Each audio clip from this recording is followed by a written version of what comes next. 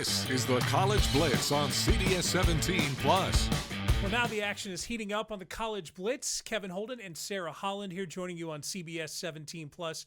What a week and what a month of college football so far. But Sarah, we got to talk about a team in this area that's 3-0 because NC State didn't just beat ECU in week 3. They went on the road, played a conference game against Wake Forest, and came out on top in another pretty close game. They've been getting pretty good at these close games. Yeah, I mean, it's been exciting for this team to be able to show that they can make these second half adjustments and come out on the winning side. And it's been quite nerve-wracking for, I'm sure, many NC State fans that are out there, maybe wishing these games weren't as close as they are. But I think, before this season started, Duke was the team that was the sort of dark horse, a sleeper in the ACC, and now I think that might be leaning a little bit more towards NC State. Yeah, the interesting thing with State is last year, and Dave Dorn has talked about this, they just flat struggled in close games. And it wasn't, sometimes I think it's luck. Sometimes I don't know if it's a function of what your team brings to the table or whatever. Obviously, if you're a little bit better,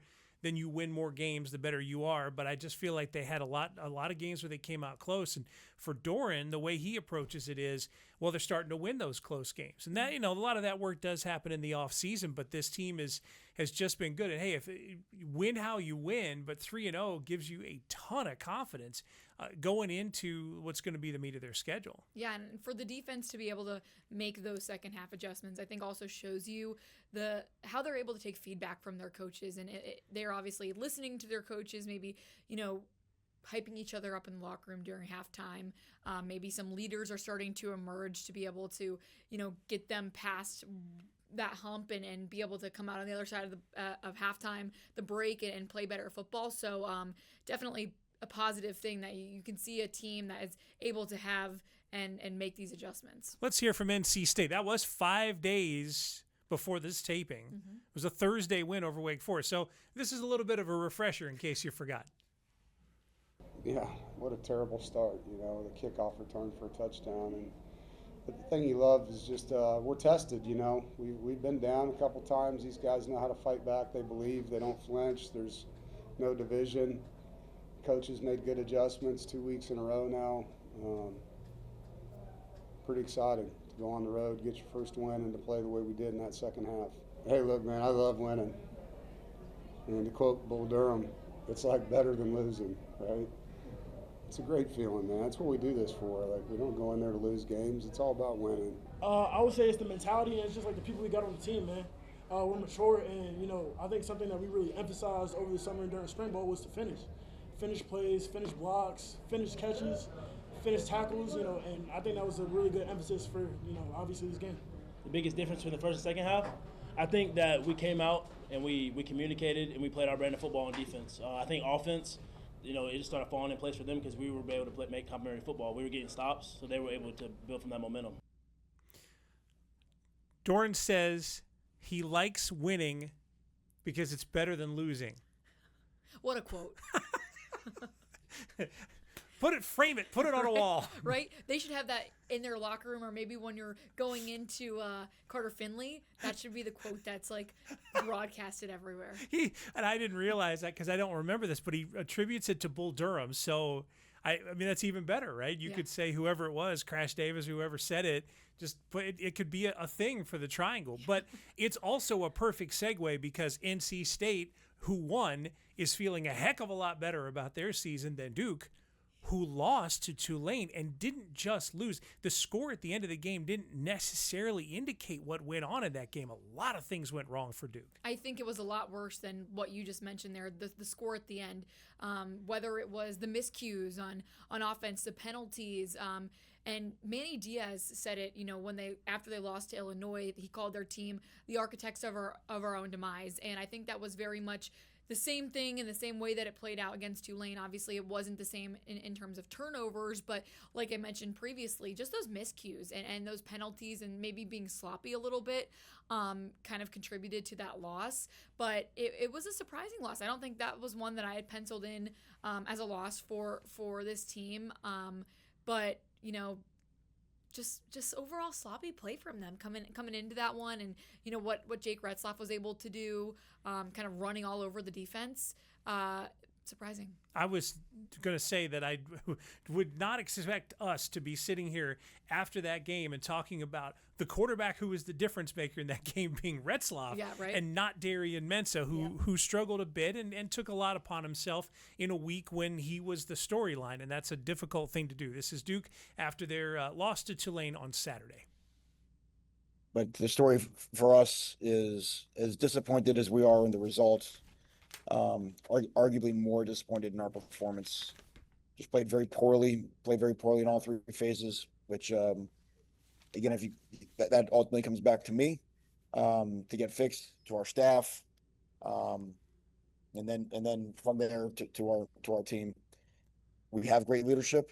Those guys just spoke up in the locker room and are serious about getting it right. And we do go to league play, and we're 0-0 in league play, so there is a little bit of a fresh start. Which I think we need, but it's going to take some improving from how we play today. Manny Diaz obviously not thrilled, and rightfully so, because after that great second half in the opener against Elon, they played a pretty decent first half against Illinois, and then I think they've played, I would say, 6 quarters of bad football. You could argue that the end of the Tulane game were not bad quarters of football, but those were necessary quarters of football. I think if you had asked Manny Diaz at halftime of Duke, Illinois about his team, I think he would feel differently about them than he does now 6 quarters later. Yeah, I mean, you think about what the defense really struggled with last game, giving up 426 yards to Tulane, Jake Retzlaff having 245 passing, over 111 rushing yards, 4 rushing touchdowns that set a school record for them, and just not being able to. We heard from Manny Diaz and the fact that, it was really the pass defense that he's seen struggle so far, and giving up these big plays, whether it was to, Elon and Tulane as well, and allowing 39.5 points per game in back-to-back losses against 2 schools that, are non-conference games. I'm surprised to see the defense struggle this much early on. Yeah, agreed with that. On to UNC, and not much of a surprise here as they take care of business against Richmond on Saturday. 41-6 is the final in this one, and it's the last thing in the world you want to say about a team that won a game by 35 points is, all right, they looked all right, and there were plenty of good plays in that game. That's the peak impression that I got, was that UNC looked no better than okay. This is going to be a big week for them to prove who they really are, right? Because your last 2 games coming against teams that, just aren't as talented as the rest of your schedule, and now you're, going into a game that's against UCF, still a group of 5 team, but you're going to have to prove yourself. And I think this week we're really going to be able to see what this team is made out of, or at least where they're at post TCU and that loss and the embarrassment that was. There were some promising things. The defense, has been able to keep teams to under double-digit points within those last 2 games. I also think this defense this year is better than defenses of years past at UNC, and maybe those defenses wouldn't have held these teams, even considering, the talent of Richmond and Charlotte, to that many points. And so I think that's an improvement right there. But yeah, curious to see how they're going to kind of keep going and moving forward as the talent gets better across the board. And Bill Belichick and his coaching staff, they know, they do this in the NFL year after year, taking a team that you didn't necessarily know what you had in week 1, making them better, and then by week 5 or 6 really establishing an identity. And look, we're 3 games in, so they're halfway to that point. But we'll see what happens. This is UNC after their 41-6 win over Richmond. It was a real good team effort today. Thought we got good plays out all 3 units. Our special teams stopped the fake punt, gave us some good field position in the kicking game, field goals. And offensively, we got a couple big plays, scored some points, and defensively, the goal line stand was a big series for us, and turned the ball over, scored on defense. So it was overall a good solid effort. Certainly a lot of things we can still work on and do better. Players have worked hard to improve it. It's really about fundamentals. I mean, there's no secret sauce. I mean, you gotta line up and be able to defeat the blocks in front of you, and we did a much better job of that today. I think it's just chemistry and executing the offense. I mean, at the end of the day, we're a bunch of new guys still gelling together, and I think every day counts. Practice counts, meetings count, just everything we do together counts. So I think as an offense, we're just gelling more and more, and defense are doing a great job already gelling. I think that's just kind of something we're still doing, and I'm pretty confident in everything, though. Damon June, 148 yards and a touchdown. Maybe UNC found their new running back. Yeah, I mean, what a game from him. That was exciting to watch, and I don't think many people maybe would have expected that, but I hope we get to see more of him moving forward. Juju, that's what Gio was calling it. He said, you guys are calling him Damon. They don't call him Damon there. They call him Juju. So those are the 3 games that were last week. Coming up on the other end of the side of the break, we're going to talk about the 3 games that will be. And I guess only 2 games that will be, because one of them is NC State and Duke playing against each other. We'll run down the rest of the schedule in the triangle and areas around, but we'll do that right after this on College Blitz.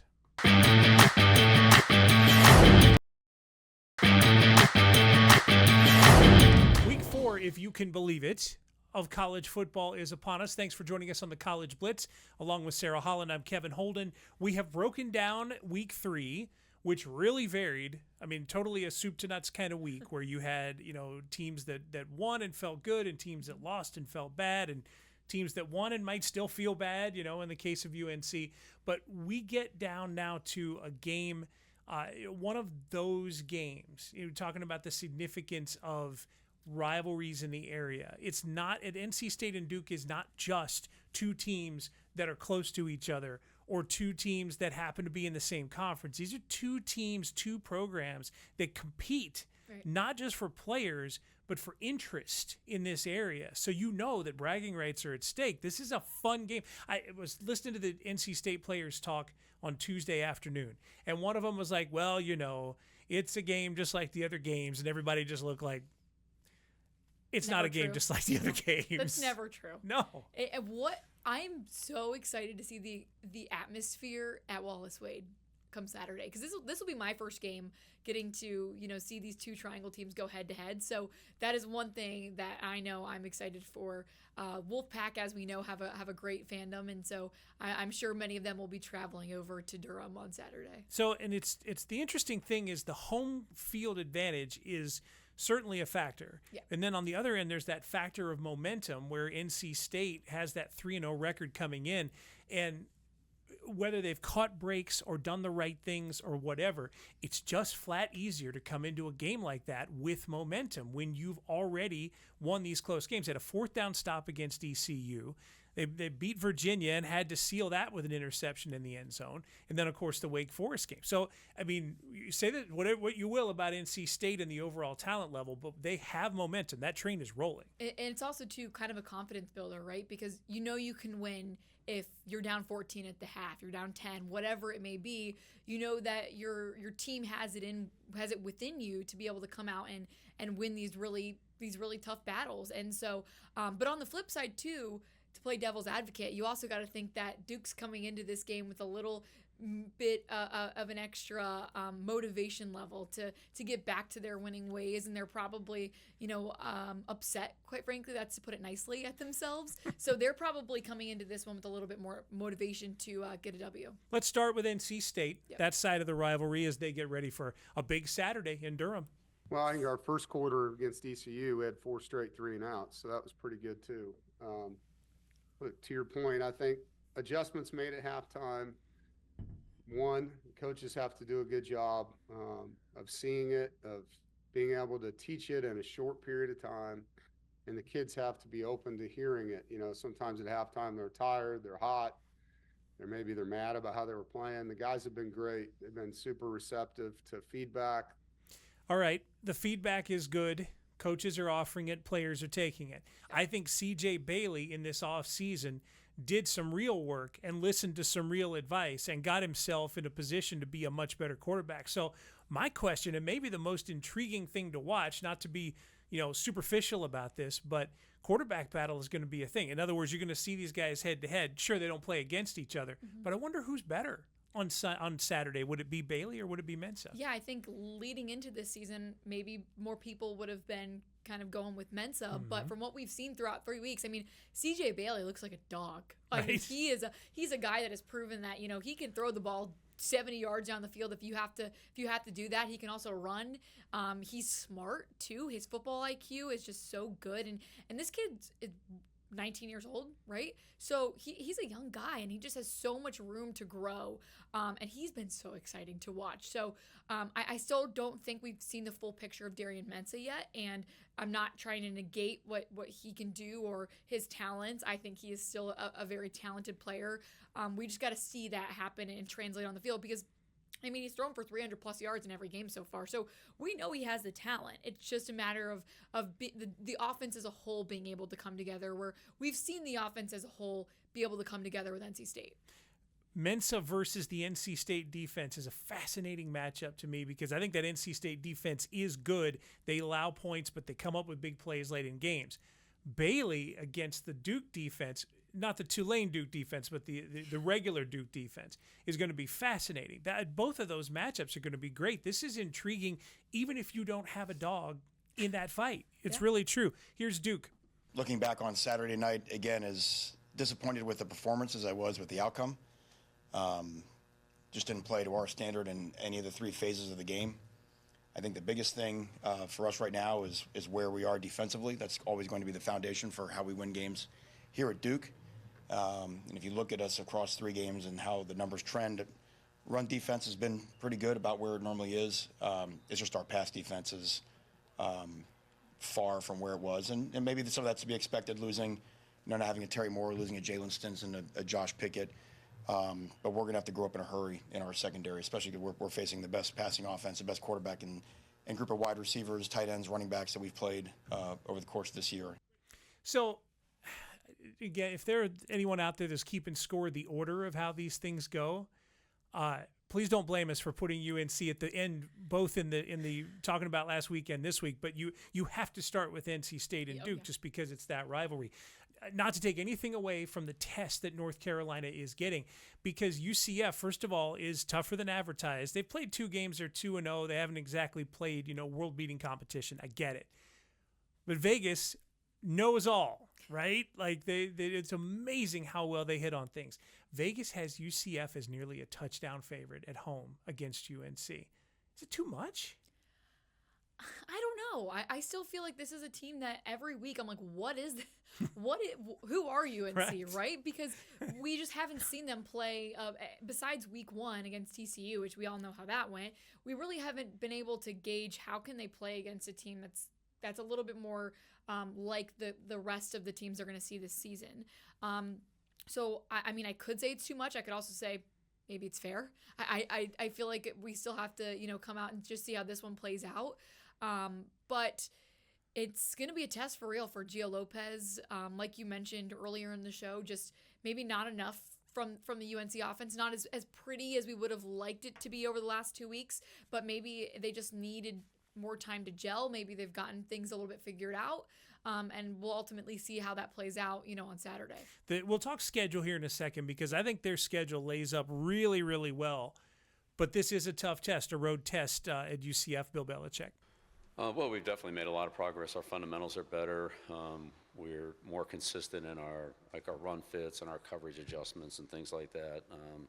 Are we there yet? No, of course not. We have a long way to go, but definitely making progress. And I think as those players play together and they have more confidence in each other and our communication improves with different adjustments and challenges the offense gives us, they don't want to make it easy for us. So, we have to handle the hard things, but we're doing better at that. It's getting better, and, we'll see. I mean, look, Coach Frost is, I think they led the nation in scoring when he was at UCF the last time.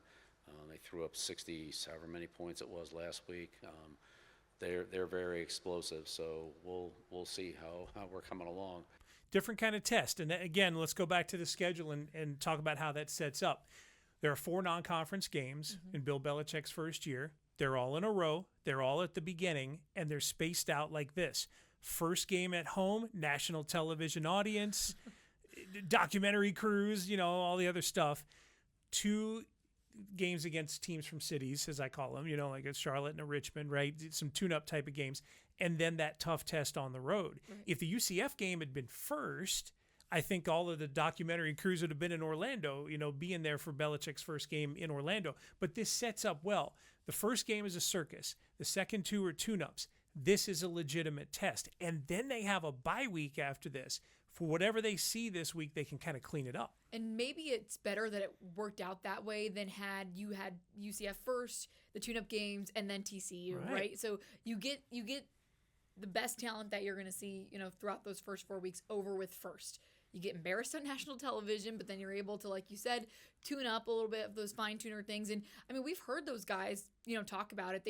That game is still on their mind, and it's very much in the back of their heads. They have, publicly said they were embarrassed and acknowledged that they were embarrassed on live television, and they never want something like that to happen again.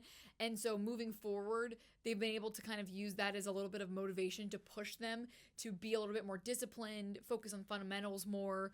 And so, yeah, UCF is going to be a really good game. I think maybe next week will be the first week I don't say on this podcast that I'm not sure what we're going to see from UNC. And I bet the coaches feel the same way too, right, yeah. Because nobody knew what to expect. You had this coach who had the most success maybe ever in the NFL coming to college. Would it translate? Would 70 new players translate? New coaches, new system, like everything is new.